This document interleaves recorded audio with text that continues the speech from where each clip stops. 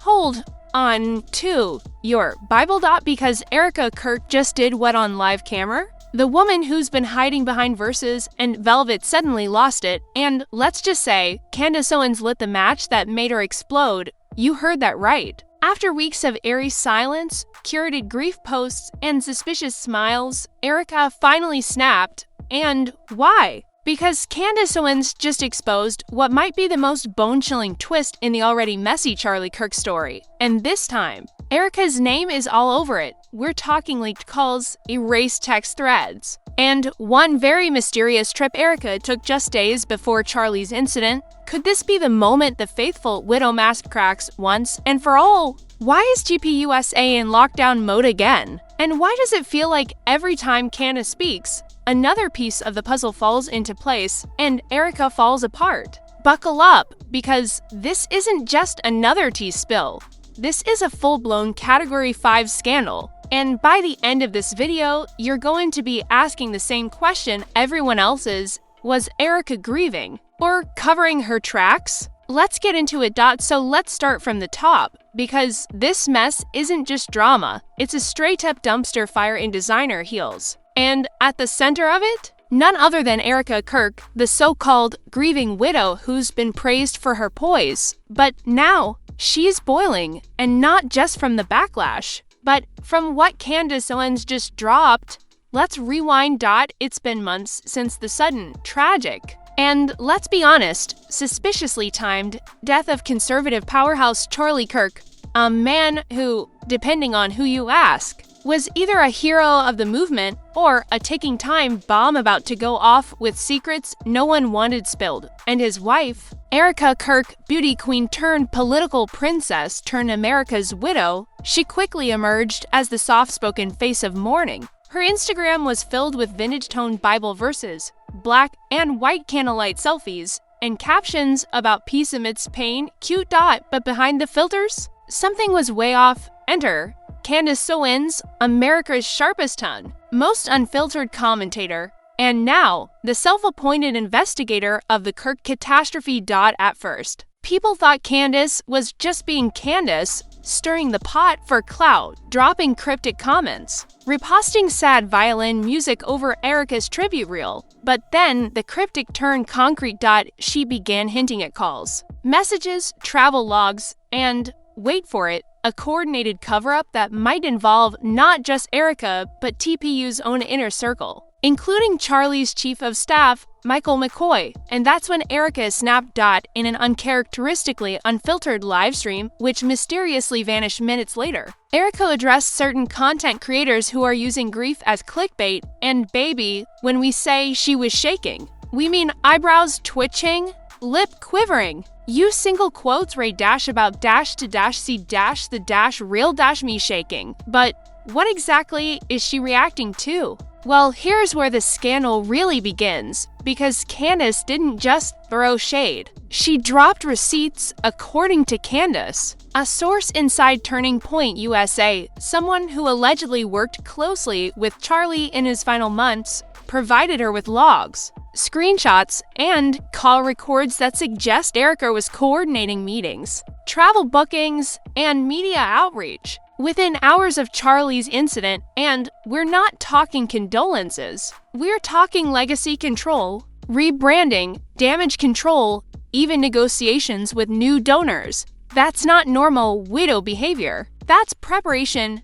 Let's pause here. Are we saying Erika orchestrated anything directly?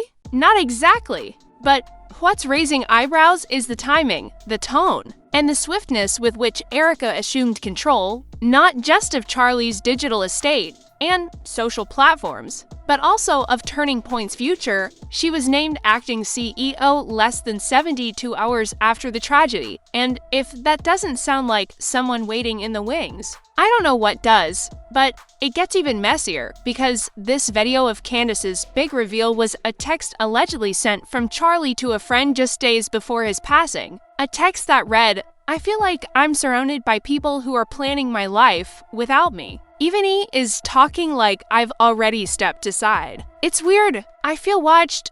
Now, whether this text is real, fake, or somewhere in between, the internet did what it does best: explode. Twitter threads, TikTok timelines, Instagram reels with dramatic music, and blurry screenshots zooming in on Erika's face as she said the words "moving forward." Moving forward? You mean before the casket was even closed? But wait, let's talk about Michael McCoy. Because this alleged chief of staff is not just an innocent bystander here. Candace claims McCoy had a unique closeness with Erika, the kind of closeness that included late-night strategy calls, shared hotel bookings during turning point events, and mysteriously deleted signal messages that mysteriously stopped sensing right around the time Charlie died. Coincidence? Maybe, but then came the footage. Candace shared what she described as internal CCTV clips from a Turning Point campus location just hours before Charlie's final public appearance. In one, Erika is seen in a heated exchange with McCoy, lips tight, hands flailing.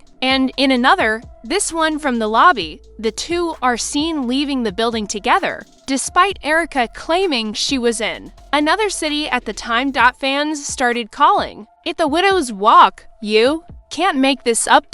And that's the genius of Candace's strategy. She doesn't even have to claim guilt. She just lets the optics do the work. Suddenly, Erika's carefully crafted image of the sorrowful spouse started to fray. That black veil? Looking a little sheer. That whispered grief? Starting to sound scripted. And that sudden rise to power? Let's just say a little to Cinderella if you ask the internet. By the end of the week, hashtags like #ErikaExposed and #KirkCoverUp were trending. Fan-made timelines were circulating on Reddit. People were matching timestamps from Erika's Instagram stories with leaked flight records and saying, wait, how is she posting from Dallas if she was supposed to be in Phoenix? And just when the fire started cooling down, Candace dropped a voicemail, a 15-second clip. Choppy, barely audible. But in it, a voice that sounds an awful lot like Erika says, I just want this over. I can't do damage control and grieve. Cue the internet losing its mind. Supporters of Erika say it's taken out of context. Critics say it proves she was never grieving at all. And just like that, public opinion split in half. Erika Stins went to war with #Justice for Charlie conspiracy theorists. TPUSA locked its comment sections. And Michael McCoy vanished from all media appearances overnight. But the cherry on top? Erika's response wasn't denial. It wasn't even legal threat. It was a caption. A single photo of her holding Charlie's Bible with the words, "Only God knows the truth." Oh, so now we're spiritual and strategic? Because here's the real twist. Just when people thought Erika might retreat into silence again, she lashed out. She unfollowed Candace. She deleted over 200 posts from her Instagram. She pulled out of 2 scheduled Turning Point events. And behind the scenes, rumors swirled of her threatening to sue anyone spreading defamation. But remember, Candace never accused her directly. She just asked questions publicly, loudly, relentlessly, and that's what brought us here. To a widow raging not just against a narrative, but against the one person bold enough to say what everyone else was whispering.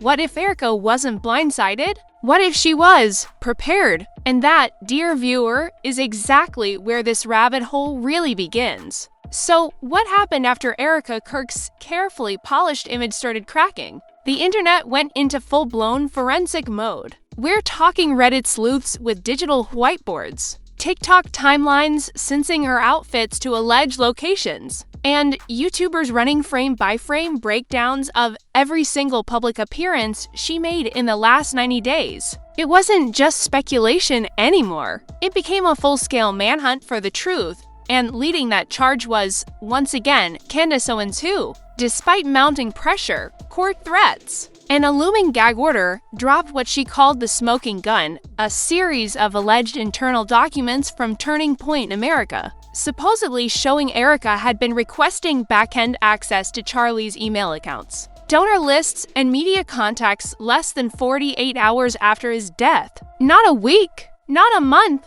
48 hours. Candace didn't stop there. She leaked what she described as calendar screenshots showing Erika had scheduled a legacy brand alignment call with the media team 3 days later. In simpler terms, while the rest of the world was lighting candles and crying on live streams. Erika was apparently strategizing her husband's brand refresh like she was prepping a product launch. Now, of course, Erika's camp immediately denied everything. A spokesperson issued a tight, formal statement claiming the screenshots were doctored for sensationalism and that Erika remains in a season of personal healing, but by then, the damage was done. The screenshots had already gone viral. News commentators were weighing in. Twitter was on fire. Even political satire shows picked it up, joking that Erika's grief management skills could put crisis PR firms out of business. And then, right on cue, the anonymous sources began to come out of the woodwork. One former TPUSA staffer, going only by MK, claimed in a now-deleted podcast episode that Charlie had expressed concerns about Erika's growing influence in the organization. According to MK, Charlie had said just weeks before his death, "I built this thing from nothing, and now it feels like I'm watching it be handed off before I'm even gone." That quote alone triggered an avalanche of reposts, reaction videos, and think pieces.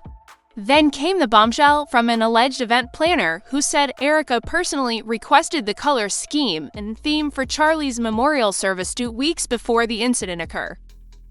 And no, not in a just-in-case way. In a he'll be remembered for his strength and service kind of way. People started asking, who pre-plans a eulogy aesthetic before the funeral's even on the calendar? But the biggest twist? Candace released a screenshot that claimed to show a private message between Erika and none other than Michael McQuaid, the chief of staff who, let's not forget, bolted from the scene before paramedics even arrived. In the message, sent 2 days before Charlie's final event, Erika allegedly wrote, "Everything is lining up. Let's stay focused." It has to be clean that one line sent the internet spiraling. Now, to be clear, the authenticity of this message has not been independently verified, but that didn't stop it from spreading like wildfire. Conspiracy channels claimed it was code. Commentators accused Erika of orchestrating something far more sinister. And fans who once lit digital candles for her began to turn. One viral TikTok comment summed it up best.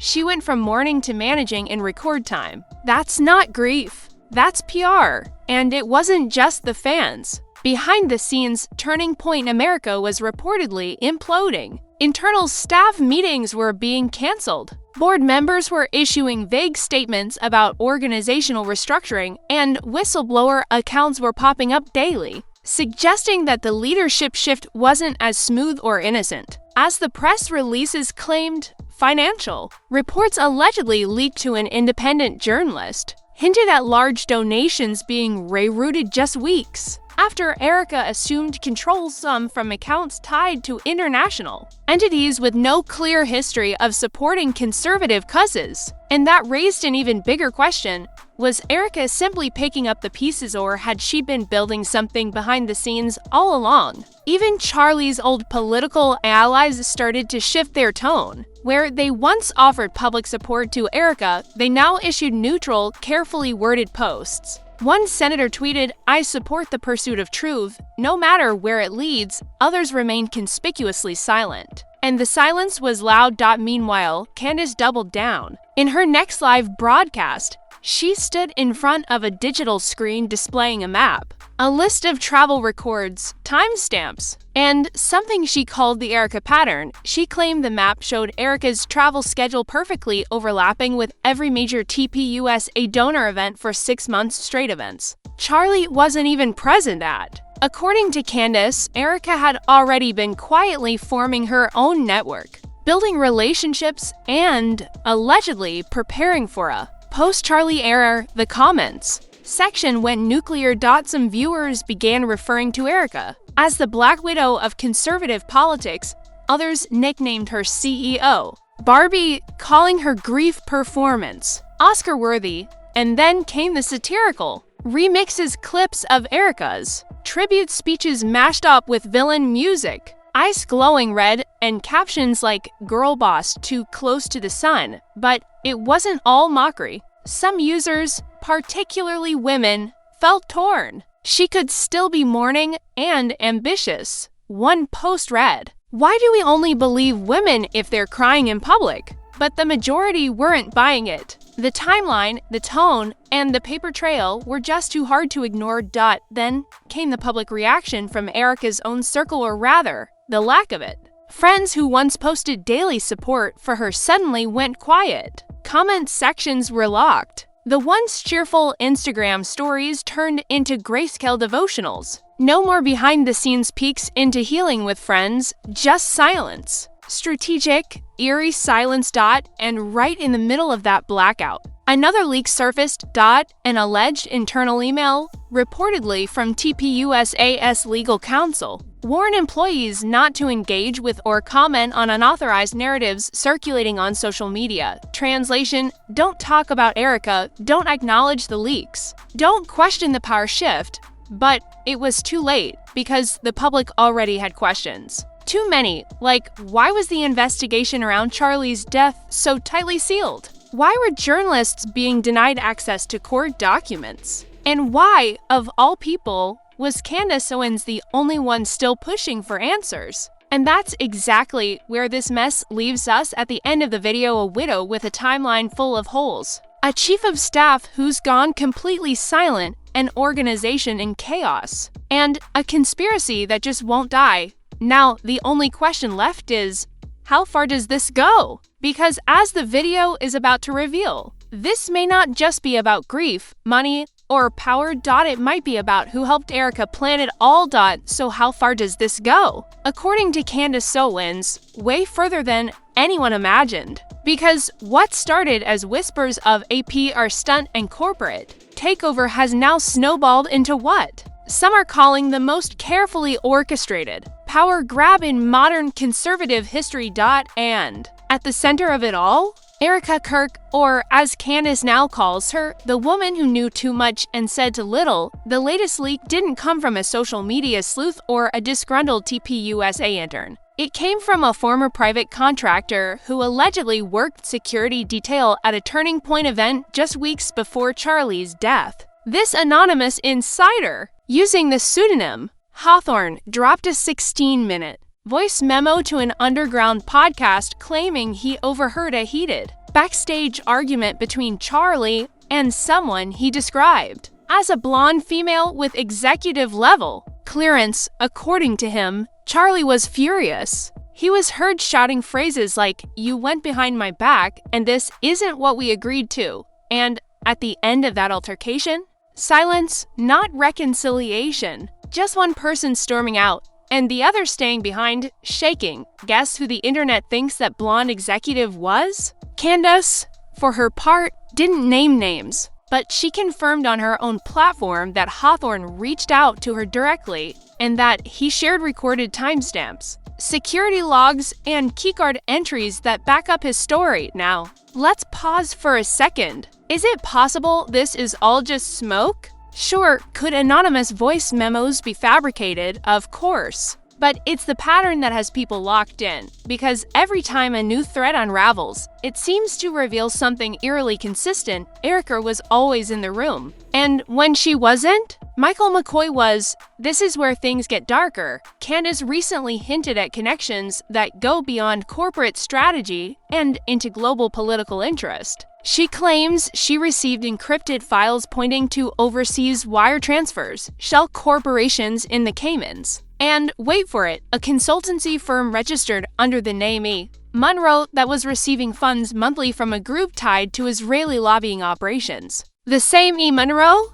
Erika Monroe Kirk. That's what viewers are now suggesting, dissecting every scrap of public information available. The timing? Suspicious. The amounts? Shocking. The amounts? Shocking. Add to that a resurfaced interview clip of Erika discussing her mother's government work. In the video, she casually says her mother had some overlap with Homeland Security and had worked as a consultant during early surveillance development.